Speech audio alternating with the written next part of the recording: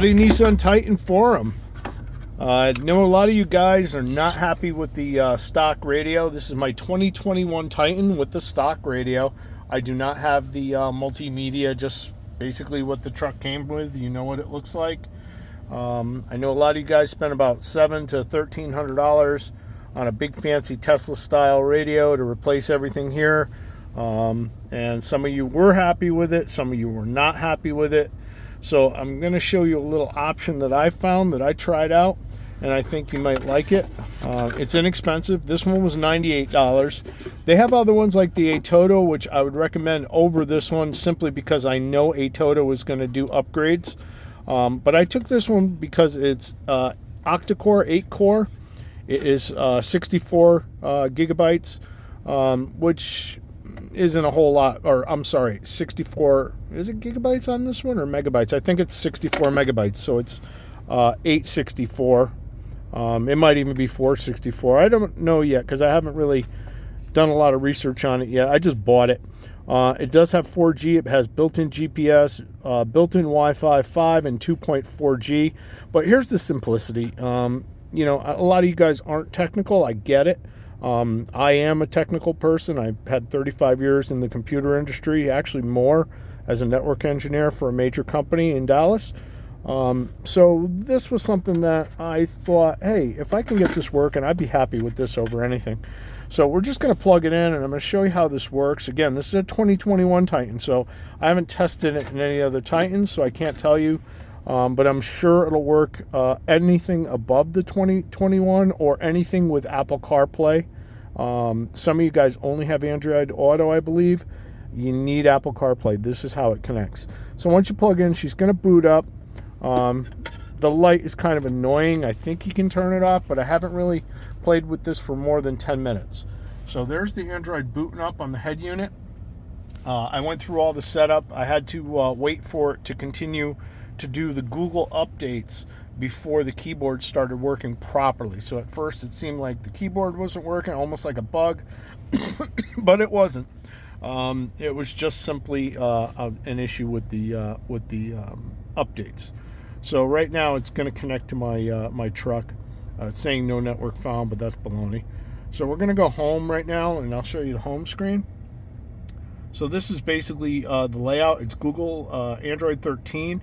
One of the things that I wanted was torque, so we could fire up torque. I could show you torque.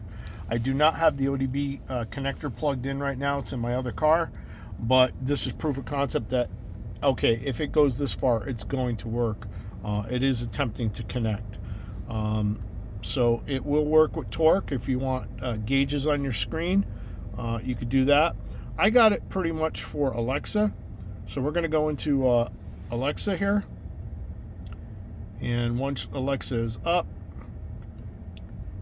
Alexa, what time is it? The time is 5:39 p.m. Awesome. Hey Alexa, turn off the front yard. Okay. Alexa, turn off the porch. Okay. Alexa, turn the porch on. Okay. Alexa, turn on the front yard. Okay. Awesome. So we got the Alexa working. It does have a side loader, so you can side load apps that the Google Play Store won't allow. I believe what Google sees this as, it sees it as a tablet, which is really cool. So you could hop into the Play Store and you can get pretty much anything you want in the Play Store. Built-in Netflix, I'm going to delete that, and YouTube. Since this is a Chinese-made unit, I'm going to reinstall those directly from Play Store. I'm not going to put my username and password in that. That's one of the things that I kind of feel a little iffy about when I'm buying something from China. I don't know who put those apps on there. But basically you have a calendar, you have app installer, which is for non-Play Store side loading, which is really cool. You got video, and you got all kinds of features. This will actually do calls. You can put a SIM card in it. It's 4G. And it actually has, if you go into its settings, we'll go home. If you go into its settings, it shows you the IMEI and everything, so you could add it. I would suggest using like T-Mobile The system appears to be ASOP, meaning that it's not a full version of Android like we know. It's open source, so it allows you to pretty much manipulate it any way you want. It is unlocked by the look of it. I cannot see anywhere where there's a way to get into the root on it.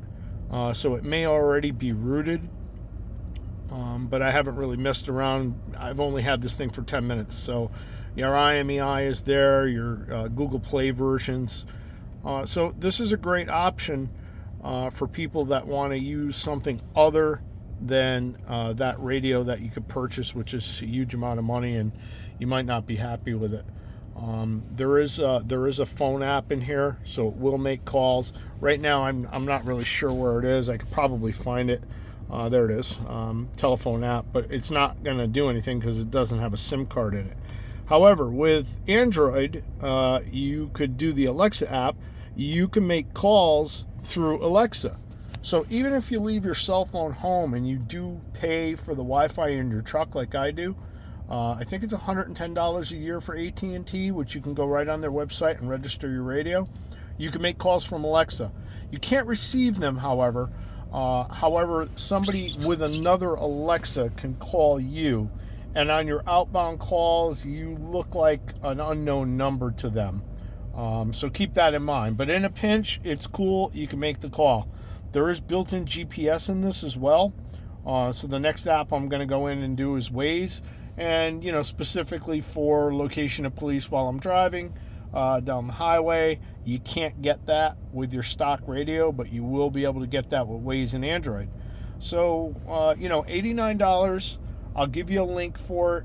I gave you a link for this video. If you watched it, you'll see the link on the forum. And hopefully this will solve some problems with people who are non-technical, or maybe somebody commented the wife didn't like the touchscreen controls for the heat and things of that nature. So here's your perfect upgrade.